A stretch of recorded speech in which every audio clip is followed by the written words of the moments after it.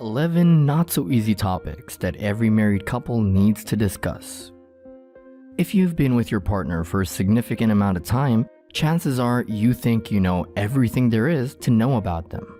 A lot of married couples would even claim that they can talk to their spouse about anything. And yet, when it comes to conflicts, you end up discovering new, unexpected things about your partner each time.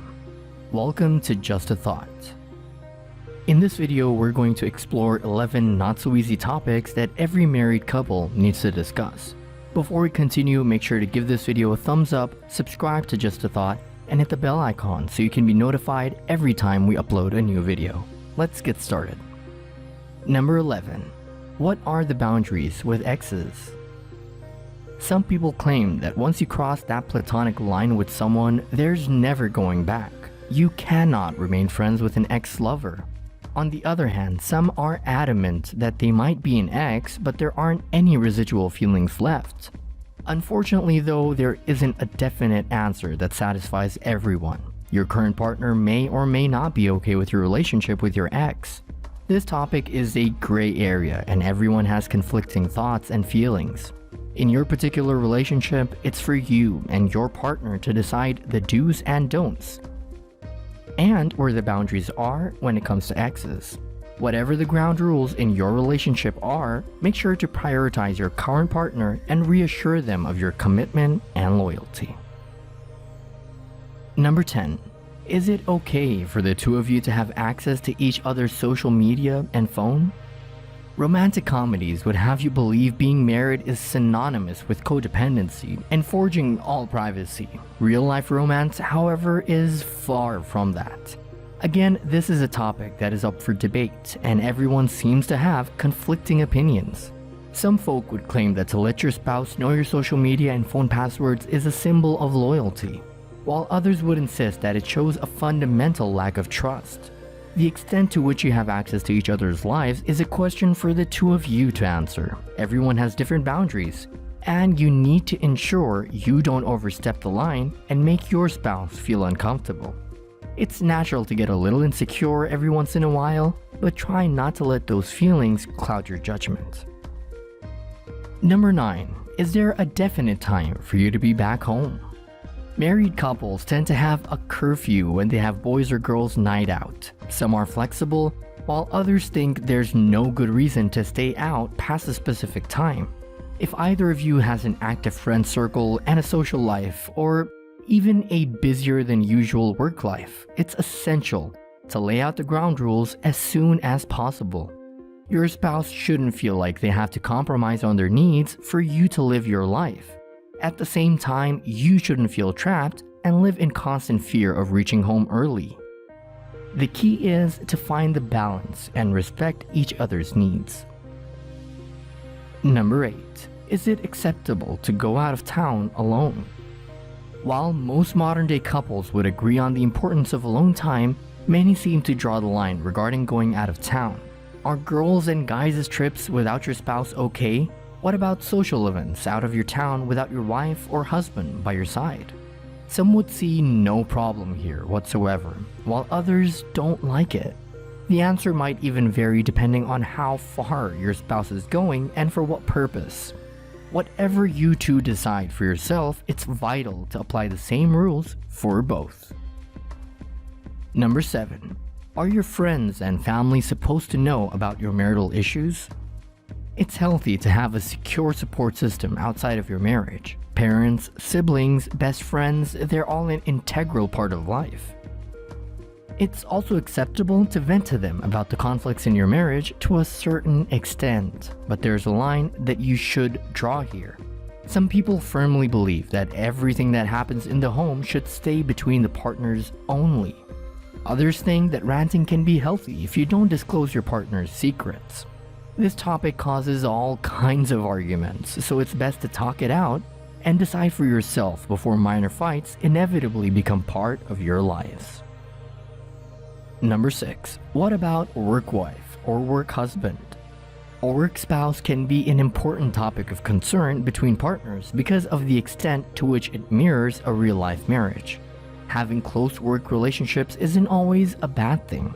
It's also not inappropriate to be attracted to someone other than your spouse, but what is crucial is how you handle it.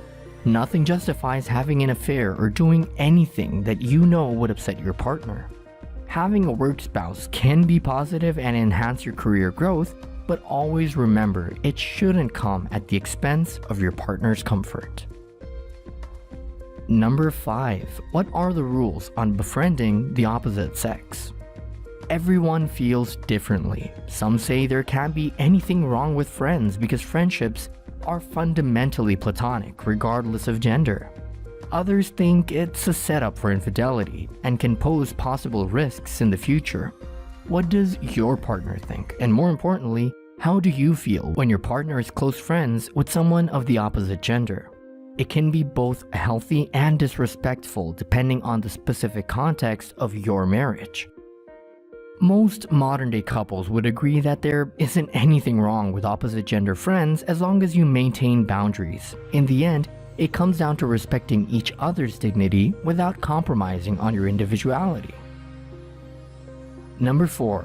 Is there a specific time you should spend with your single friends? People often deem single friends to be nothing but trouble and a bad influence for married people. Friendships shouldn't end once someone gets married, but there's a lot of gray area and mixed feelings in real-life scenarios. While it's true that your single friend can negatively impact your marriage, it's not always the case. It can be pretty unfair to your single friends if you distance yourself solely based on their relationship status. The key here is to differentiate between the good and the bad influence your friends may have and decide accordingly. Take your partner's opinions into consideration and prioritize your integrity. After all, any genuine friend, single or not, wouldn't want to see you suffer. Number 3. Does marriage mean you should tone down your sexy? You've already signed up for a long-term commitment, so do you need that kind of attention? Some say if you've worked for it, you have the right to show off your sexy.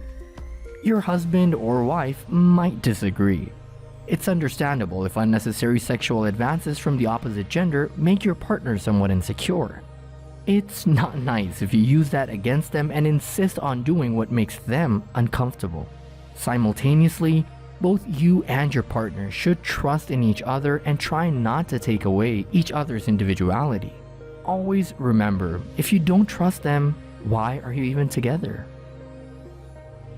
Number 2. How much time should you be spending with your boys or girls? The issue of spending too much time with one squad causes a lot of arguments in marriages. In some cases, it even results in marriage communication breaking down entirely. So, what exactly is too much time? And what if they're able to give you enough attention while having a life of their own? Not everyone has a similar social circle, and natural extroverts inevitably need to spend more time with their friends to feel like themselves. It would be unfair and even unhealthy to expect your partner to cut everyone off for selfish reasons. At the same time, it's not acceptable to overlook your partner's needs for the sake of your friend group. Deciding on the optimal time you two should be spending elsewhere without compromising your marriage is essential for preserving long-term satisfaction and harmony. And number 1, what should you expect from your partner when it comes to sex? This one might come as a surprise to many, but the topic of the frequency of sex is often a cause of argument between married couples. Should sex be on the table at any time if you're married? Or is it unreasonable to expect sex multiple times a week? You're both busy individuals with work, kids, responsibilities, and varying sex drives. So, what's the best answer? A question like this does not have a definite answer, and every married couple needs to decide for themselves. What works for you might not work for the couple next door. It's not okay to let your partner feel sexually unsatisfied consistently, but other areas of your life shouldn't suffer either. It all comes down to healthy, non-judgmental communication and the willingness to accept either other for the person you are. And that's a wrap on 11 not-so-easy topics every married couple needs to discuss. Are you going to be having one of these conversations with your significant other? Let us know in the comments down below. Make sure to like this video if you enjoyed it, subscribe to Just a Thought, and hit the bell icon so you can be notified every time we upload a new video. See you in the next one.